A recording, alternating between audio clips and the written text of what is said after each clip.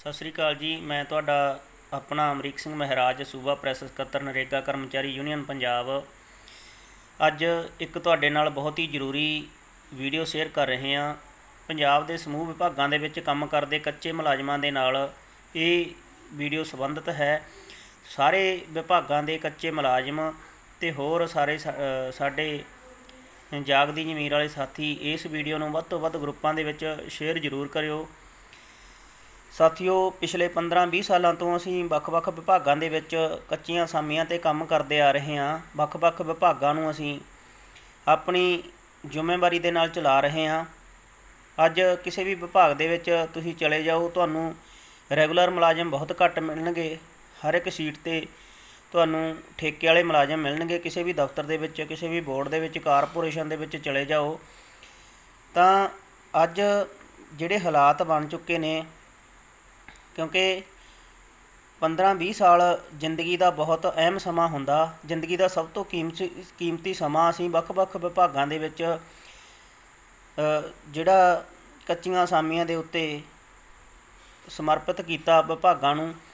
ਅਸੀਂ ਠੇਕੇਦਾਰੀ system accept ਕਿਉਂ ਕੀਤਾ? ਬਹੁਤ ਸਾਰੇ ਇਹ ਸਵਾਲ ਲੀਡਰ ਵੀ ਕਰ ਦਿੰਦੇ ਨੇ ਕਿ ਤੁਸੀਂ ਨਾ ਲੱਗਦੇ, ਤੁਸੀਂ ਨਾ ਭਰਤੀ ਹੁੰਦੇ। ਸਾਥੀਓ, ਜਦੋਂ ਠੇਕੇਦਾਰੀ ਸਿਸਟਮ ਪੰਜਾਬ ਦੇ ਵਿੱਚ ਆਇਆ ਸੀ, ਉਸ ਵੇਲੇ ਕੈਪਟਨ ਅਮਰਿੰਦਰ ਸਿੰਘ ਦੀ ਸਰਕਾਰ ਸੀ ਅਤੇ ਇਹਨਾਂ ਵੱਲੋਂ ਇਹ ਗੱਲ ਕਹੀ ਗਈ ਸੀ ਕਿ ਜਿਹੜਾ ਠੇਕੇਦਾਰੀ ਸਿਸਟਮ ਆ, ਜਿੱਥੇ ਇੱਕ ਮੁਲਾਜ਼ਮ 20,000 ਰੁਪਏ ਰੈਗੂਲਰ ਮੁਲਾਜ਼ਮ ਤਨਖਾਹ ਲੈ ਰਿਹਾ, ਤਾਂ ਹੁਣ ਉਹਦੀ ਥਾਂ 'ਤੇ 4 ਜਾਂ 5 ਮੁਲਾਜ਼ਮ ਰੱਖੇ ਜਾਣਗੇ। 4 ਜਾਂ 5,000 ਤੇ ਰੁਜ਼ਗਾਰ ਦੇ ਵੱਧ ਮੌਕੇ ਪੈਦਾ ਹੋਣਗੇ। ਪਰ ਇਹ ਕਿਤੇ ਨਹੀਂ ਸੀ ਕਿਹਾ ਗਿਆ ਕਿ ਜਿਹੜੇ ਕੱਚੇ ਮੁਲਾਜ਼ਮ ਰੱਖੇ ਗਏ ਆ ਉਹਨਾਂ ਨੂੰ ਕਦੇ ਵੀ ਪੱਕਾ ਨਹੀਂ ਕੀਤਾ ਜਾਊਗਾ ਅਤੇ ਜਾਂ ਜਿਹੜੀਆਂ ਰੁਜ਼ਗਾਰ ਦੇ ਮੌਕੇ ਆ ਉਹ ਵਧਾਏ ਜਾਣਗੇ। ਅਤੇ ਅੱਜ ਹਾਲਾਤ ਇਹ ਨੇ ਕਿ ਜਿੱਥੇ ਇੱਕ ਮੁਲਾਜ਼ਮ ਦੀ ਥਾਂ 4-5 ਮੁਲਾਜ਼ਮ ਰੱਖਣ ਦੀ ਗੱਲ ਕੀਤੀ ਗਈ ਸੀ, ਉੱਥੇ ਅੱਜ 4-5 ਮੁਲਾਜ਼ਮਾਂ ਦੀ ਥਾਂ 'ਤੇ ਇੱਕ ਕੱਚਾ ਮੁਲਾਜ਼ਮ ਰੱਖਿਆ ਜਾ ਰਿਹਾ। ਉਹਦੇ 'ਤੇ ਇੰਨਾ ਜ਼ਿਆਦਾ ਕੰਮ ਦਾ ਬੋਝ ਪਾ ਦਿਓ ਕਿ ਜੇ ਉਹ ਕਿਸੇ ਗੱਲੋਂ ਆਨਾਕਾਨੀ ਕਰੇ ਕੰਮ ਕਰਨ ਤੋਂ, ਜਾਂ ਉਹ ਕਹੇ ਕਿ ਮੇਰੇ 'ਤੇ ਕੰਮ ਦਾ ਬੋਝ ਆ, ਤਾਂ ਉਹਨੂੰ ਨੌਕਰੀ ਤੋਂ ਕੱਢ ਦੇਣ ਦਾ ਡਰਾਵਾ ਦੇ ਕੇ, ਧਮਕੀਆਂ ਦੇ ਕੇ, ਉਹਦੀ ਤਨਖਾਹ ਬੰਦ ਕਰਕੇ, ਤਾਂ ਇਸ ਤਰ੍ਹਾਂ ਦੇ ਜਿਹੜੇ ਡਰਾਵੇ ਉਹ ਸਾਡੇ 'ਤੇ ਪਾਏ ਜਾਂਦੇ ਆ। ਅਸੀਂ ਠੇਕੇਦਾਰੀ ਸਿਸਟਮ ਦੇ ਵਿੱਚ ਨਪੀੜੇ ਜਾ ਰਹੇ ਹਾਂ। ਸਰਕਾਰ ਜਦੋਂ ਕੋਈ ਵੀ ਪਾਰਟੀ ਚੋਣਾਂ ਲੜਦੀ ਆ, ਇਲੈਕਸ਼ਨ ਲੜਦੀ ਆ, ਤਾਂ ਉਹ ਚੋਣ ਮੈਨੀਫੈਸਟੋ ਦੇ ਵਿੱਚ ਵਾਅਦੇ ਕਰ ਲੈਂਦੀ ਆ ਕਿ ਅਸੀਂ ਕੱਚੇ ਮੁਲਾਜ਼ਮਾਂ ਨੂੰ ਪੱਕੇ ਕਰਾਂਗੇ, ਨਵੀਆਂ ਭਰਤੀਆਂ ਕਰਾਂਗੇ, ਰੈਗੂਲਰ ਭਰਤੀਆਂ ਕਰਾਂਗੇ, ਇੰਨੀਆਂ ਨੌਕਰੀਆਂ ਦਿੱਤੀਆਂ ਜਾਣਗੀਆਂ। ਇਸੇ ਤਰ੍ਹਾਂ ਪਿਛਲੀ ਅਕਾਲੀ ਭਾਜਪਾ ਸਰਕਾਰ ਨੇ ਲੋਕਾਂ ਦੇ ਨਾਲ ਵਾਅਦਾ ਕੀਤਾ ਕਿ ਹਰ ਸਾਲ 1.25 ਲੱਖ ਨੌਕਰੀ ਅਸੀਂ ਦਿਆ ਕਰਾਂਗੇ ਅਤੇ 5 ਸਾਲਾਂ ਦੇ ਵਿੱਚ ਅਸੀਂ 7.5 ਲੱਖ ਨੌਕਰੀ ਆ ਜਿਹੜੀ ਉਹ ਦੇਵਾਂਗੇ। ਐਨ ਆਖਰੀ ਸਮੇਂ ਦੇ ਉੱਤੇ ਜਾ ਕੇ ਇਹਨਾਂ ਨੇ ਕਿਹਾ ਕਿ 1.25 ਲੱਖ ਨੌਕਰੀ ਅਸੀਂ ਜਿਹੜੀ ਵੱਖ-ਵੱਖ ਵਿਭਾਗਾਂ ਦੇ ਵਿੱਚ ਦੇਵਾਂਗੇ। ਕੁਛ ਕੁ ਨੌਕਰੀਆਂ ਦਿੱਤੀਆਂ ਜਿਨ੍ਹਾਂ ਦੀ ਇਹਨਾਂ ਨੂੰ ਜ਼ਰੂਰਤ ਸੀ, ਜਿਵੇਂ ਪੰਜਾਬ ਪੁਲਿਸ ਦੇ ਵਿੱਚ ਭਰਤੀਆਂ ਕੀਤੀਆਂ ਗਈਆਂ, ਹੋਰ ਵੀ ਕਈ ਵਿਭਾਗਾਂ ਦੇ ਵਿੱਚ ਭਰਤੀਆਂ ਕੀਤੀਆਂ ਗਈਆਂ। ਪਰ ਭਰਤੀ ਕਿਹਨੂੰ ਕੀਤਾ ਗਿਆ? ਆਪਣੇ ਚਹੇਤਿਆਂ ਨੂੰ। ਜਿਹੜੇ ਕੱਚੇ ਮੁਲਾਜ਼ਮਾਂ ਦੇ ਨਾਲ ਵਾਅਦਾ ਕੀਤਾ ਗਿਆ ਸੀ, ਕੱਚੇ ਮੁਲਾਜ਼ਮਾਂ ਨੇ 2016 ਦੇ ਵਿੱਚ, 2015 ਦੇ ਵਿੱਚ, 2017 ਤੱਕ ਬਹੁਤ ਵੱਡਾ ਸੰਘਰਸ਼ ਲੜਿਆ। ਠੇਕਾ ਮੁਲਾਜ਼ਮ ਸੰਘਰਸ਼ ਮੋਰਚਾ ਪੰਜਾਬ ਅਤੇ ਹੋਰ ਜਥੇਬੰਦੀਆਂ ਦੇ ਬੈਨਰ ਹੇਠ ਵੱਖ-ਵੱਖ ਵਿਭਾਗਾਂ ਦੇ ਠੇਕਾ ਮੁਲਾਜ਼ਮਾਂ ਵੱਲੋਂ ਜਿਹੜਾ ਆਪਣਾ ਸੰਘਰਸ਼ ਲੜਿਆ ਗਿਆ, ਉਸ ਸੰਘਰਸ਼ ਦੇ ਥੱਲੇ ਆ ਕੇ ਸਰਕਾਰ ਨੂੰ ਮਜਬੂਰਨ ਐਨ ਆਖਰੀ ਪਲਾਂ ਦੇ ਵਿੱਚ, ਆਖਰੀ ਦਿਨਾਂ ਦੇ ਵਿੱਚ ਠੇਕਾ ਮੁਲਾਜ਼ਮ ਵੈਲਫੇਅਰ ਐਕਟ 2016 ਜਿਹੜਾ ਪਾਸ ਕਰਨਾ ਪਿਆ। 25 ਦਸੰਬਰ ਨੂੰ ਲਗਭਗ ਉਹ ਐਕਟ ਪਾਸ ਹੁੰਦਾ ਅਤੇ 4 ਜਨਵਰੀ ਨੂੰ ਚੋਣ ਜ਼ਾਬਤਾ ਲੱਗ ਜਾਂਦਾ। ਫਿਰ ਸਰਕਾਰ ਬਹਾਨੇ ਬਣਾਉਂਦੀ ਆ। ਫਿਰ ਉਹ ਅਕਾਲੀ ਭਾਜਪਾ ਪਾਰਟੀ ਇਹ ਬਹਾਨਾ ਬਣਾਉਂਦੀ ਆ ਕਿ ਸਾਡੇ ਕੋਲ ਸਮਾਂ ਬਹੁਤ ਘੱਟ ਰਹਿ ਗਿਆ, ਸਾਡੀ ਦੁਬਾਰਾ ਸਰਕਾਰ ਬਣਾਓ। ਪਰ ਉਹ ਸਮੇਂ ਜਿਹੜਾ ਬੇਅਦਬੀ ਕਾਂਡ ਦਾ ਬਹੁਤ ਮੁੱਦਾ ਭਾਰੂ ਸੀ ਅਤੇ ਬੇਅਦਬੀ ਕਾਂਡ ਨੂੰ ਉਭਾਰਿਆ ਗਿਆ। ਕੈਪਟਨ ਅਮਰਿੰਦਰ ਸਿੰਘ ਵੱਲੋਂ ਇਹ ਵਾਅਦਾ ਕੀਤਾ ਗਿਆ ਕਿ ਅਸੀਂ ਸੱਤਾ ਦੇ ਵਿੱਚ ਆਏ ਤਾਂ ਬੇਅਦਬੀ ਕਾਂਡ ਦੇ ਦੋਸ਼ੀਆਂ ਨੂੰ ਅੰਦਰ ਕੀਤਾ ਜਾਊਗਾ, 4 ਹਫ਼ਤਿਆਂ ਦੇ ਵਿੱਚ ਨਸ਼ਾ ਖਤਮ ਕੀਤਾ ਜਾਊਗਾ, ਘਰ ਘਰ ਦੇ ਵਿੱਚ ਰੁਜ਼ਗਾਰ ਦਿੱਤਾ ਜਾਊਗਾ, ਕੱਚੇ ਮੁਲਾਜ਼ਮਾਂ ਨੂੰ ਪੱਕੇ ਕੀਤਾ ਜਾਊਗਾ। ਖੁਦ ਕੈਪਟਨ ਅਮਰਿੰਦਰ ਸਿੰਘ ਠੇਕਾ ਮੁਲਾਜ਼ਮਾਂ ਦੇ ਧਰਨਿਆਂ ਦੇ ਵਿੱਚ ਜਾ ਕੇ ਇਹ ਗੱਲ ਕਹਿੰਦੇ ਰਹੇ ਆ ਕਿ ਮੈਂ ਜਿਸ ਕਰ ਸੱਤਾ ਦੇ ਵਿੱਚ ਆਇਆ ਤਾਂ ਪਹਿਲ ਦੇ ਆਧਾਰ 'ਤੇ ਕੱਚੇ ਮੁਲਾਜ਼ਮਾਂ ਨੂੰ ਪੱਕੇ ਕੀਤਾ ਜਾਊਗਾ। ਅੱਜ 4.5 ਸਾਲ ਬੀਤ ਗਏ। ਲੋਕ ਸਭਾ ਚੋਣਾਂ ਦੇ ਨੇੜੇ ਆ ਕੇ ਇਹਨਾਂ ਨੇ ਇੱਕ ਕਮੇਟੀ ਦਾ ਗਠਨ ਕੀਤਾ ਸੀ, ਜਿਹਦੇ ਵਿੱਚ 5 ਕੈਬਨਿਟ ਮੰਤਰੀਆਂ ਨੂੰ ਲਿਆ ਗਿਆ ਸੀ ਅਤੇ ਕੈਬਨਿਟ ਸਬ ਕਮੇਟੀ ਦਾ ਉਸ ਨੂੰ ਨਾਂ ਦਿੱਤਾ ਗਿਆ ਸੀ। ਉਹਨਾਂ ਨੇ ਰਿਪੋਰਟ ਪੇਸ਼ ਕਰਨੀ ਸੀ ਕਿ ਕਿਹੜੇ ਵਿਭਾਗ ਦੇ ਵਿੱਚ ਕਿੰਨੇ ਮੁਲਾਜ਼ਮ ਕੱਚੇ ਨੇ। ਸਾਡੇ ਵੱਖ-ਵੱਖ ਮਹਿਕਮਿਆਂ ਦੇ ਮੁਲਾਜ਼ਮ ਜਥੇਬੰਦੀਆਂ ਵੱਲੋਂ, ਕੱਚੇ ਮੁਲਾਜ਼ਮਾਂ ਦੀਆਂ ਜਥੇਬੰਦੀਆਂ ਵੱਲੋਂ ਵੱਡੀ ਪੱਧਰ 'ਤੇ ਉਹ ਜਿਹੜਾ ਸੰਘਰਸ਼ ਆਪਣਾ ਰੈਗੂਲਰ ਹੋਣ ਦੇ ਲਈ ਲੜਿਆ ਗਿਆ। ਤਾਂ ਉਸ ਸੰਘਰਸ਼ ਦੇ ਵਿੱਚੋਂ ਜਿਹੜੀ ਗੱਲ ਸਾਹਮਣੇ ਆਈ ਕਿ ਹਜੇ ਸਾਡੇ ਕੋਲ ਡਾਟਾ ਨਹੀਂ ਹੈਗਾ, ਅਸੀਂ ਵੱਖ-ਵੱਖ ਵਿਭਾਗਾਂ ਤੋਂ ਡਾਟਾ ਮੰਗ ਰਹੇ ਹਾਂ। ਅੱਜ ਤੱਕ ਉਹ ਡਾਟਾ ਹਾਲੇ ਵੀ ਕਹਿ ਰਹੇ ਆ ਕਿ ਸਾਡੇ ਕੋਲ ਉਹ ਡਾਟਾ ਨਹੀਂ ਹੈਗਾ ਪੂਰਾ। ਸਾਥੀਓ, ਅੱਜ ਜਿਹੜੇ ਹਾਲਾਤ ਬਣੇ ਹੋਏ ਨੇ, 4.5 ਸਾਲ ਪੌਣੇ 5 ਸਾਲ ਸਰਕਾਰ ਦੇ ਬੀਤ ਗਏ। ਬਹੁਤ ਥੋੜ੍ਹਾ ਸਮਾਂ ਸਰਕਾਰ ਦਾ ਰਹਿ ਗਿਆ, ਪਰ ਹੁਣ ਕੈਪਟਨ ਅਮਰਿੰਦਰ ਸਿੰਘ ਨੂੰ ਪਾਸੇ ਕਰਕੇ ਇੱਕ ਨਵਾਂ ਚਿਹਰਾ ਲੋਕਾਂ ਦੇ ਸਾਹਮਣੇ ਪੇਸ਼ ਕਰਤਾ, ਜਿਹਨੂੰ ਦਲਿਤ ਦਾ ਵੀ ਨਾਂ ਦਿੱਤਾ ਗਿਆ, ਜਿਹਨੂੰ ਬਹੁਤ ਜ਼ਿਆਦਾ ਨਰਮ ਅਤੇ ਆਮ ਲੋਕਾਂ ਦਾ, ਗਰੀਬ ਪਰਿਵਾਰ ਦਾ ਮੁੱਖ ਮੰਤਰੀ ਕਹਿ ਕੇ ਪ੍ਰਚਾਰਿਆ ਜਾ ਰਿਹਾ। ਅਤੇ ਆਉਣ ਵਾਲੀ ਸੱਤਾ ਜਿਹੜੀ ਉਹ ਹਾਸਲ ਕਰਨ ਦੇ ਲਈ ਤਰ੍ਹਾਂ ਤਰ੍ਹਾਂ ਦੇ ਹੱਥ ਕੰਡੇ ਅਪਣਾਏ ਜਾ ਰਹੇ ਆ। ਕਦੇ ਉਹ ਗਰੀਬ ਮੁੱਖ ਮੰਤਰੀ ਨਰਮਿਆਂ ਦੇ ਵਿੱਚ ਜਾਂਦਾ, ਉੱਥੇ ਦੇ ਟੀਂਡੇ ਪਾੜ ਕੇ ਛੁੰਡੀਆਂ ਕੱਢ ਵੇਖਦਾ, ਕਦੇ ਉਹ ਖੰਭੇ 'ਤੇ ਟਿਊਬਾਂ ਲਾਉਣ ਚੜ੍ਹ ਜਾਂਦਾ, ਕਦੇ ਉਹ ਖੁਦ ਬੱਸ ਅੱਡਿਆਂ ਦੇ ਵਿੱਚ ਸਫਾਈ ਕਰਦਾ ਵੇਖਿਆ ਜਾ ਸਕਦਾ। ਅਤੇ ਆਪਣੇ ਲੜਕੇ ਦਾ ਵਿਆਹ ਜਿਹੜਾ ਉਹਨਾਂ ਨੇ ਕੀਤਾ ਅਤੇ ਉਹਦੇ ਵਿੱਚ ਵੀ ਸਾਦਗੀ ਵਿਖਾਈ ਗਈ, ਪਰ ਮਗਰੋਂ ਜਿਹੜੀਆਂ ਵੀਡੀਓ ਵਾਇਰਲ ਹੋਈਆਂ ਤਾਂ ਇਹ ਕਿਹਾ ਗਿਆ ਕਿ 25-25 ਹਜ਼ਾਰ ਦੀਆਂ ਬੋਤਲਾਂ ਸ਼ਰਾਬ ਦੀਆਂ ਉਹਦੇ ਵਿੱਚ ਵਰਤੀਆਂ ਗਈਆਂ। ਕਿਰਪਾ ਕਰਕੇ ਇਸ ਗੱਲ ਨੂੰ ਧਿਆਨ ਨਾਲ ਸੋਚਿਓ, ਕਿਉਂਕਿ ਸਾਡੇ ਸਾਰਿਆਂ ਦੇ ਹੀ ਭਵਿੱਖ ਦੇ ਨਾਲ ਸੰਬੰਧਿਤ ਇਹ ਗੱਲ ਹੈ। ਉਹ ਗਰੀਬ ਮੁੱਖ ਮੰਤਰੀ ਜਿਹੜਾ 25 ਕਿਲੋਮੀਟਰ ਤੱਕ ਹੈਲੀਕਾਪਟਰ 'ਤੇ ਜਾਂਦਾ, ਦਿੱਲੀ ਦੇ ਵਿੱਚ ਮੀਟਿੰਗ ਕਰਨ ਦੇ ਲਈ ਪ੍ਰਾਈਵੇਟ ਚੌਪਰ ਲੈ ਕੇ ਜਾਂਦਾ, ਜਿਹਦਾ ਲੱਖਾਂ ਰੁਪਈਆ 1 ਘੰਟੇ ਦਾ ਕਿਰਾਇਆ ਬਣਦਾ, ਅਤੇ ਉਹ ਗਰੀਬ ਮੁੱਖ ਮੰਤਰੀ ਜਿਹੜਾ ਕਹਿੰਦਾ ਕਿ ਮੈਂ ਭ੍ਰਿਸ਼ਟਾਚਾਰ ਬਿਲਕੁਲ ਖ਼ਤਮ ਕਰੂੰਗਾ, ਤਾਂ ਰਾਣੇ ਗੁਰਜੀਤ ਵਰਗੇ ਉਹਨੇ ਕੈਬਨਿਟ ਦੇ ਵਿੱਚ ਲਏ ਆ। ਅੱਜ ਹਾਲਾਤ ਕੀ ਬਣ ਗਏ ਕਿ ਬੇਅਦਬੀ ਕਾਂਡ ਦੇ ਦੋਸ਼ੀਆਂ ਨੂੰ ਸਜ਼ਾ ਦੇਣੀ ਜਿਹੜੀ ਉਹ ਬਿਲਕੁਲ ਲੋਕਾਂ ਨੂੰ ਆਸ ਉਮੀਦ ਹੈ ਨਹੀਂ ਕੋਈ। ਕੈਪਟਨ ਅਮਰਿੰਦਰ ਸਿੰਘ ਦੇ ਪਿੰਡ ਦੇ ਵਿੱਚ ਪਹਿਲਾਂ 2 ਸਕੇ ਭਾਈਆਂ ਦੀ ਇੱਕੋ ਰਾਤ ਦੇ ਵਿੱਚ ਚਿੱਟੇ ਦੇ ਨਾਲ ਮੌਤ ਹੁੰਦੀ ਆ, ਉਸ ਤੋਂ ਬਾਅਦ ਫਿਰ ਇੱਕ ਚਿੱਟੇ ਦੇ ਨਾਲ ਨੌਜਵਾਨ ਦੀ ਮੌਤ ਹੁੰਦੀ ਆ।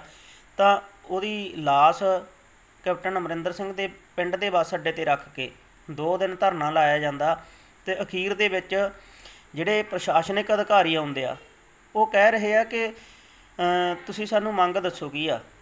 ਅਖੀਰ ਪਿੰਡ ਦੇ ਲੋਕਾਂ ਨੇ ਇਹ ਮੰਗ ਰੱਖੀ ਕਿ ਚਲੋ ਚਿੱਟਾ ਤਾਂ ਜਿਹੜਾ ਤੁਸੀਂ ਬੰਦ ਕਰਨਾ ਜਦੋਂ ਕਰਨਾ ਉਹ ਬਹੁਤ ਵੱਡਾ ਮਸਲਾ, ਉਹ ਪੂਰੇ ਪੰਜਾਬ ਦਾ ਮਸਲਾ, ਪਰ ਅੱਜ ਜਿਹੜਾ ਇਸ ਗਰੀਬ ਪਰਿਵਾਰ 'ਤੇ ਭਾਰ ਟੁੱਟਿਆ, ਛੋਟੇ ਛੋਟੇ ਬੱਚੇ ਜਿਹੜੇ ਇਸ ਪਰਿਵਾਰ ਦੇ ਰੁਲ ਗਏ, ਇੱਕ ਬੱਚਾ ਉਹਦੇ ਛੋਟਾ ਜਿਹਾ ਹੈ ਗੋਦੀ, ਅਤੇ ਦੂਸਰਾ ਬੱਚਾ ਹੋਣ ਵਾਲਾ ਪੇਟ ਦੇ ਵਿੱਚ ਹੈ। ਤਾਂ ਉਸ ਭੈਣ ਦੇ ਲਈ ਪਿੰਡ ਦੇ ਮੋਹਤਵਰ ਆਗੂਆਂ ਨੇ, ਨੌਜਵਾਨਾਂ ਨੇ, ਸਾਰਿਆਂ ਨੇ ਰਲ ਕੇ ਜਦੋਂ ਨੌਕਰੀ ਦੀ ਮੰਗ ਕੀਤੀ ਤਾਂ ਸਾਰਾ ਪ੍ਰਸ਼ਾਸਨ ਲੱਭਦਾ ਫਿਰਦਾ ਵੱਖ-ਵੱਖ ਦਫ਼ਤਰਾਂ ਦੇ ਵਿੱਚ ਕਿ ਉਹਦੇ ਵਾਸਤੇ ਨੌਕਰੀ ਹੈ ਨਹੀਂ, ਕਹਿੰਦੇ ਕੋਈ ਖਾਲੀ ਪੋਸਟ ਹੀ ਹੈ ਨਹੀਂ, ਅਤੇ ਫਿਰ ਵਾਅਦਾ ਕੀਤਾ ਜਾਂਦਾ ਸਾਡੇ ਨਾਲ ਕਿ ਘਰ ਘਰ ਰੁਜ਼ਗਾਰ ਦਿੱਤਾ ਜਾਊਗਾ। ਸਾਥੀਓ, ਅੱਜ ਸਰਕਾਰ ਦੇ 2 ਮਹੀਨੇ ਰਹਿ ਗਏ, ਜਿਹਦੇ ਵਿੱਚੋਂ ਸਾਡੇ ਕੋਲ ਸਿਰਫ 1 ਮਹੀਨੇ ਦਾ ਸਮਾਂ ਬਾਕੀ ਆ। ਪਿਛਲੇ ਦਿਨੀਂ ਠੇਕਾ ਮੁਲਾਜ਼ਮ ਸੰਘਰਸ਼ ਮੋਰਚਾ ਪੰਜਾਬ ਦੀ ਟੀਮ ਦੇ ਨਾਲ ਮੁੱਖ ਮੰਤਰੀ ਵੱਲੋਂ ਜਿਹੜੀ ਮੀਟਿੰਗ ਦਿੱਤੀ ਗਈ ਸੀ, ਹੋਰ ਵੀ ਬਹੁਤ ਸਾਰੀਆਂ ਜਿਹੜੀਆਂ 40 ਦੇ ਕਰੀਬ ਮੁਲਾਜ਼ਮ ਜਥੇਬੰਦੀਆਂ ਨੂੰ ਮੀਟਿੰਗ ਦਾ ਸਮਾਂ ਦਿੱਤਾ ਗਿਆ ਸੀ ਪੰਜਾਬ ਸਿਵਲ ਸਕੱਤਰੇਤ ਦੇ ਵਿੱਚ। ਅਤੇ ਉੱਥੇ ਜਦੋਂ ਮੀਟਿੰਗ ਕਰਨ ਦੇ ਲਈ ਸਾਡੇ ਮੁਲਾਜ਼ਮ ਆਗੂ ਜਾਂਦੇ ਨੇ ਅਤੇ ਸਾਰਾ ਦਿਨ ਉਹਨਾਂ ਦੀ ਬਾਤ ਨਹੀਂ ਪੁੱਛੀ ਜਾਂਦੀ। ਅਖੀਰ ਨੂੰ ਜਦੋਂ ਉਹ ਭੁੰਜੇ ਬੈਠ ਕੇ ਉੱਥੇ ਆਰਾਮ ਕਰਨ ਲੱਗਦੇ ਨੇ ਤਾਂ ਉਹਨਾਂ ਨੂੰ ਫਿਰ ਕੁਰਸੀਆਂ 'ਤੇ ਵੀ ਬਿਠਾਇਆ ਜਾਂਦਾ, ਅਤੇ ਮੁੱਖ ਮੰਤਰੀ ਦੇ ਪ੍ਰਿੰਸੀਪਲ ਸਕੱਤਰ ਹੁਸਨ ਲਾਲ ਦੇ ਨਾਲ ਉਹਨਾਂ ਦੀ ਮੀਟਿੰਗ ਕਰਾਈ ਜਾਂਦੀ ਆ। ਹੁਸਨ ਲਾਲ ਮਜ਼ਾਕੀਆ ਲਹਿਜੇ ਦੇ ਵਿੱਚ ਕਹਿੰਦਾ ਕਿ ਮੈਨੂੰ ਮੰਗ ਦੱਸੋ ਕੀ ਆ। ਜਦੋਂ ਮੰਗ ਦੱਸੀ ਗਈ ਕਿ ਸਾਨੂੰ ਕੱਚਿਆਂ ਨੂੰ ਪੱਕੇ ਕਦੋਂ ਕਰੋਗੇ, ਆਊਟਸੋਰਸਿੰਗ 'ਤੇ ਭਰਤੀ ਆ ਜਿਹੜੀ ਉਹਨਾਂ ਨੂੰ ਪੱਕੇ ਕਦੋਂ ਕਰੋਗੇ, ਕੇਂਦਰੀ ਸਕੀਮਾਂ ਦੇ ਮੁਲਾਜ਼ਮਾਂ ਨੂੰ ਕਦੋਂ ਪੱਕੇ ਕਰੋਗੇ, ਜਿਹੜੀ ਤੁਸੀਂ ਪਾਲਿਸੀ ਬਣਾਉਣ ਦੀ ਗੱਲ ਕਰਦੇ ਸੀ ਉਹ ਪਾਲਿਸੀ ਕਦੋਂ ਤੱਕ ਆ ਰਹੀ ਆ। ਤਾਂ ਇਹਨਾਂ ਵੱਲੋਂ ਕਿਹਾ ਗਿਆ ਕਿ ਆਉਣ ਵਾਲੇ 15 ਨਵੰਬਰ ਤੱਕ ਜਿਹੜਾ ਇੱਕ ਕਾਨੂੰਨ ਲੈ ਕੇ ਆਇਆ ਜਾਊਗਾ। ਫਿਰ ਵਿਧਾਨ ਸਭਾ ਦੇ ਸੈਸ਼ਨ ਬੁਲਾਏ ਜਾਣਗੇ, ਸੈਸ਼ਨ ਦੇ ਵਿੱਚ ਉਹ ਪਾਸ ਹੋਊਗਾ ਕਾਨੂੰਨ, ਫਿਰ ਉਹਦੇ 'ਤੇ ਰਾਜਪਾਲ ਸਾਈਨ ਕਰੂਗਾ, ਫਿਰ ਉਹ ਕਾਨੂੰਨ ਦਾ ਦਰਜਾ ਲਊਗਾ। ਸਾਥੀਓ, ਜੇ ਆਹ ਹਾਲਾਤ ਜਿਹੜੇ ਇਹ ਦੱਸ ਰਹੇ ਤਾਂ ਇਹ ਸਾਫ਼ ਅਤੇ ਸਪਸ਼ਟ ਆ ਕਿ ਇਹ ਚੋਣਾਂ ਨੂੰ ਉਡੀਕ ਰਹੇ ਨੇ, ਚੋਣਾਂ ਦੀ ਵੇਟ ਕਰ ਰਹੇ ਨੇ। ਪੰਜਾਬ ਐਂਡ ਯੂਟੀ ਇੰਪਲਾਈਜ਼ ਵੱਲੋਂ ਜਿਹੜੀ ਸੰਘਰਸ਼ ਦੇ ਵਿੱਚ ਮੀਟਿੰਗ ਲਈ ਗਈ ਸੀ ਉਹ 21 ਅਕਤੂਬਰ ਦੀ ਮੀਟਿੰਗ ਦਿੱਤੀ ਗਈ ਸੀ। ਜਦੋਂ 21 ਅਕਤੂਬਰ ਦਾ ਦਿਨ ਨੇੜੇ ਆਇਆ ਤਾਂ ਤਹਿਸੀਲਦਾਰ ਵੱਲੋਂ SDM ਵੱਲੋਂ ਇੱਕ ਪੱਤਰ ਜਾਰੀ ਕੀਤਾ ਗਿਆ, ਜਿਹਦੇ ਵਿੱਚ ਉਹਨਾਂ ਨੇ ਗੱਲ ਕਹੀ ਹੈ ਕਿ ਇਹ ਮੀਟਿੰਗ ਪੋਸਟਪੋਨ ਕੀਤੀ ਜਾਂਦੀ ਹੈ ਅਤੇ ਬਹੁਤ ਜਲਦ ਮੀਟਿੰਗ ਦਾ ਸਮਾਂ ਦਿੱਤਾ ਜਾਊਗਾ। ਸਾਥੀਓ, ਇੱਕ ਪਾਸੇ ਸਾਡੇ ਕੋਲ ਮੀਟਿੰਗ ਦਾ ਸਮਾਂ ਹੀ ਸਾਡੇ ਕੋਲ ਸਮਾਂ ਬਹੁਤ ਘੱਟ ਆ ਅਤੇ ਦੂਜੇ ਪਾਸੇ ਮੀਟਿੰਗ ਦਾ ਹਜੇ ਸਮਾਂ ਦਿੱਤਾ ਜਾਊਗਾ। ਹਾਲਾਂਕਿ ਪੋਸਟਪੋਨ ਕਰਕੇ ਅਗਲੀ ਤਰੀਕ ਵੀ ਦਿੱਤੀ ਜਾ ਸਕਦੀ ਸੀ, ਪਰ ਅਗਲੀ ਤਰੀਕ ਨਹੀਂ ਦਿੱਤੀ ਗਈ ਕਿਉਂਕਿ ਮੀਟਿੰਗ ਕਰਨਾ ਨਹੀਂ ਚਾਹੁੰਦੇ। ਇਹਨਾਂ ਕੋਲ ਸਾਡੇ ਸਵਾਲਾਂ ਦਾ ਕੋਈ ਜਵਾਬ ਨਹੀਂ ਹੈਗਾ। ਅਤੇ ਆਹ ਹਾਲਾਤ ਸਾਡੇ ਕਿਉਂ ਬਣੇ ਆ?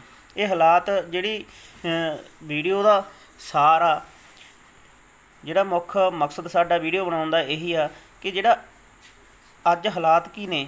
ਅੱਜ ਹਾਲਾਤ ਇਹ ਨੇ ਕਿ ਅਸੀਂ ਵੱਖ-ਵੱਖ ਪਲੇਟਫਾਰਮਾਂ ਤੋਂ ਲੜੀ ਜਾਂਦੇ ਹਾਂ। ਕੋਈ ਨਰੇਗਾ ਵਾਲੇ ਪੱਕਾ ਮੋਰਚਾ ਲਾ ਕੇ ਆਉਂਦੇ ਨੇ, ਕਦੇ ਪਣ ਬੱਸ ਵਾਲੇ ਪੱਕਾ ਮੋਰਚਾ ਲਾ ਲੈਂਦੇ ਨੇ ਅਤੇ ਕਦੇ ਹੋਰ ਜਥੇਬੰਦੀਆਂ ਵੱਲੋਂ ਪੱਕਾ ਮੋਰਚਾ ਲਾਉਣ ਦਾ ਐਲਾਨ ਕੀਤਾ ਜਾਂਦਾ। ਪਰ ਸਾਥੀਓ, ਪਿਛਲਾ ਜਿਹੜਾ ਠੇਕਾ ਮੁਲਾਜ਼ਮ ਵੈਲਫੇਅਰ ਐਕਟ 2016 ਬਣਾਇਆ ਗਿਆ ਸੀ ਤਾਂ ਉਦੋਂ ਘੱਟੋ ਘੱਟ 30 ਜਥੇਬੰਦੀਆਂ ਠੇਕੇ ਵਾਲੀਆਂ ਇੱਕ ਪਲੇਟਫਾਰਮ 'ਤੇ ਆ ਕੇ ਲੜੀਆਂ ਸੀ ਅਤੇ ਸਰਕਾਰ ਦੇ ਨੱਕ ਦੇ ਵਿੱਚ ਦਮ ਕੀਤੇ ਗਏ ਸੀ। ਬਹੁਤ ਵੱਡੀਆਂ ਵੱਡੀਆਂ ਰੈਲੀਆਂ ਹੋਈਆਂ ਸੀ, ਤਾਂ ਹੀ ਜਾ ਕੇ ਉਹ ਐਕਟ ਬਣਾਇਆ ਗਿਆ ਸੀ। ਪਰ ਇੱਥੇ 7 ਅਗਸਤ ਤੋਂ ਲੈ ਕੇ ਸ਼ਾਇਦ 7 ਸਤੰਬਰ ਤੋਂ ਲੈ ਕੇ 20 ਸਤੰਬਰ ਤੱਕ ਪਟਿਆਲੇ ਦੀ ਧਰਤੀ 'ਤੇ ਧਰਨਾ ਲਾਇਆ ਜਾਂਦਾ ਅਤੇ 20 ਸਤੰਬਰ ਨੂੰ ਮੁੱਖ ਮੰਤਰੀ ਦਾ ਬਦਲਾਅ ਕੀਤਾ ਜਾਂਦਾ, ਮੁੱਖ ਮੰਤਰੀ ਦਾ ਚਿਹਰਾ ਬਦਲਿਆ ਜਾਂਦਾ।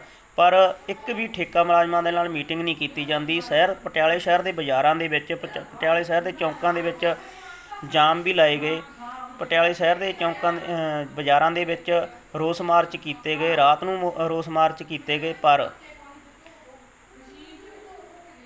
ਪ੍ਰਸ਼ਾਸਨ ਵੱਲੋਂ ਕੋਈ ਗੱਲ ਨਹੀਂ ਗੌਲੀ ਗਈ। ਬੱਸ ਸਟੈਂਡ ਵੀ ਜਾਮ ਰੱਖਿਆ, ਪਰ ਨਾ ਤਾਂ ਮੀਟਿੰਗ ਕੀਤੀ ਗਈ, ਨਾ ਹੀ ਸਰਕਾਰ ਨੇ ਇਸ ਨੂੰ ਯਾਨੀ ਕਿ ਸੀਰੀਅਸ ਲਿਆ।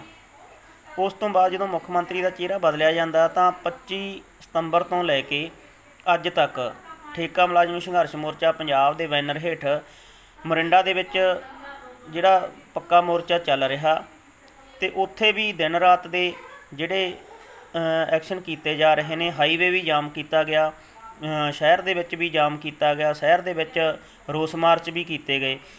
ਪਰ ਸਰਕਾਰ ਵੱਲੋਂ ਗੱਲਬਾਤ ਦੇ ਕੇ, ਗੱਲਬਾਤ ਦਾ ਸਮਾਂ ਦੇ ਕੇ ਗੱਲਬਾਤ ਤੋਂ ਹਮੇਸ਼ਾ ਭੱਜਿਆ ਜਾਂਦਾ ਰਿਹਾ। ਅੱਜ ਇਹ ਹਾਲਾਤ ਕਿਉਂ ਬਣੇ ਨੇ ਸਾਡੇ? ਕਿਉਂਕਿ ਅਸੀਂ ਇਕੱਠੇ ਨਹੀਂ। ਸਾਥੀਓ, ਇੱਥੇ ਗੱਲ ਜਿਹੜੀ ਸੋਚਣ ਵਾਲੀ ਆ ਕਿ ਅੱਜ ਸਰਕਾਰ ਕੋਲ ਸਮਾਂ ਸਿਰਫ ਮਹੀਨਾ ਡੇਢ ਮਹੀਨੇ ਦਾ ਰਹਿ ਗਿਆ। ਉਹ ਸਰਕਾਰ ਨੇ ਸਮਾਂ ਬਤੀਤ ਕਰਨਾ। ਜੇ ਇਸੇ ਤਰ੍ਹਾਂ ਸਾਨੂੰ ਮੀਟਿੰਗਾਂ ਦੇ ਕੇ ਇਹ ਪੋਸਟਪੋਨ ਕਰਦੇ ਰਹੇ ਤਾਂ ਇਹ ਸਮਾਂ ਇਹਨਾਂ ਦੇ ਲਈ ਲੰਘਾਉਣਾ ਕੋਈ ਔਖਾ ਨਹੀਂ। ਜਿੱਥੇ 4.5 ਪੌਣੇ 5 ਸਾਲ ਇਹਨਾਂ ਨੇ ਲੰਘਾਏ ਆ ਤਾਂ ਇਹ ਸਮਾਂ ਵੀ ਇਹ ਲੰਘਾ ਲੈਣਗੇ। ਸਾਥੀਓ, ਇੱਥੇ ਤੁਹਾਨੂੰ ਸਾਰਿਆਂ ਨੂੰ ਹੀ ਬੇਨਤੀ ਕਰਦੇ ਹਾਂ, ਵੱਖ-ਵੱਖ ਵਿਭਾਗਾਂ ਦੇ ਵਿੱਚ ਕਿਸੇ ਵੀ ਤਰੀਕੇ ਦੇ ਨਾਲ ਤੁਸੀਂ ਭਰਤੀ ਹੋ, ਚਾਹੇ ਆਊਟਸੋਰਸਿੰਗ 'ਤੇ ਹੋ, ਇਨਵੈਸਟਮੈਂਟ 'ਤੇ ਹੋ, ਪੰਚਾਇਤੀ ਸਿਸਟਮ ਰਾਹੀਂ ਹੋ, ਕਾਰਪੋਰੇਸ਼ਨਾਂ ਦੇ ਵਿੱਚੋਂ ਮਤਿਆਂ ਰਾਹੀਂ ਆਏ ਹੋ, ਜਾਂ ਤੁਸੀਂ ਸਿੱਧੀ ਭਰਤੀ ਰਾਹੀਂ ਆਏ ਹੋ, ਇਸ਼ਤਿਹਾਰਾਂ ਰਾਹੀਂ ਆਏ ਹੋ, ਆਊਟਸੋਰਸਿੰਗ ਰਾਹੀਂ ਆਏ ਹੋ, ਕੰਪਨੀਆਂ ਰਾਹੀਂ ਆਏ ਹੋ, ਠੇਕੇਦਾਰਾਂ ਰਾਹੀਂ ਆਏ ਹੋ, ਜਿਹੜੇ ਵੀ ਤਰੀਕੇ ਨਾਲ ਆਏ ਹੋ, ਪਰ ਅੱਜ ਤੁਸੀਂ ਸਰਕਾਰੀ ਵਿਭਾਗਾਂ ਨੂੰ ਚਲਾ ਰਹੇ ਹੋ। ਜਿਹੜੇ ਇਹ ਹਾਲਾਤ ਨੇ,